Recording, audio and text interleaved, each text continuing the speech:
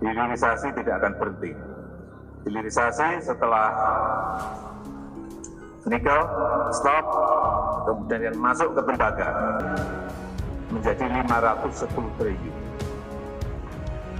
Bayangkan saja kita, negara itu hanya mengambil pajak dari 17.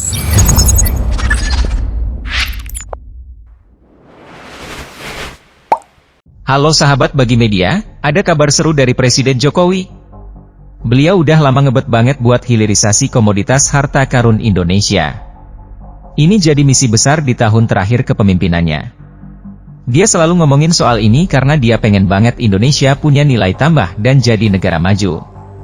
Jadi, masalahnya adalah, kita udah ekspor bahan mentah dari zaman Belanda sampai sekarang, lebih dari 400 tahun. Tapi, menurut Presiden Jokowi, itu nggak ngasih kita nilai tambah yang berarti. Ini kayak deja vu, di tahun 1970 dan 1980 juga kita punya komoditas banyak tapi hasilnya nggak signifikan buat perekonomian kita.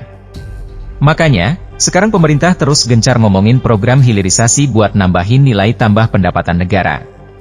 Presiden Jokowi bahkan ngasih contoh nyata, loh. Dia bilang, lupakan pajak dari 17.000, sekarang kita bisa dapat pajak dari 500. Gimana nggak mantap, kan? Bayangin, dari sini kita bisa dapat pajak, royalti, PPN, PPh, dan banyak lagi. Semua itu bisa bantu kita bangun ekonomi kita sendiri. Nah, soal hilirisasi, Jokowi punya rencana besar. Kementerian Investasi udah bikin roadmap yang ngebahas investasi hilir sampai tahun 2040. Ada 8 sektor prioritas dan 21 komoditas yang jadi fokusnya. Total investasinya sekitar 545,3 miliar dolar AS, gak main-main kan? Tapi, ada yang gak setuju nih, ada yang bilang Indonesia belum siap buat lawan Amerika atau Eropa langsung. Menurut mereka, kita harus tawarkan produk kita di pasar mereka dulu sebelum melawan mereka.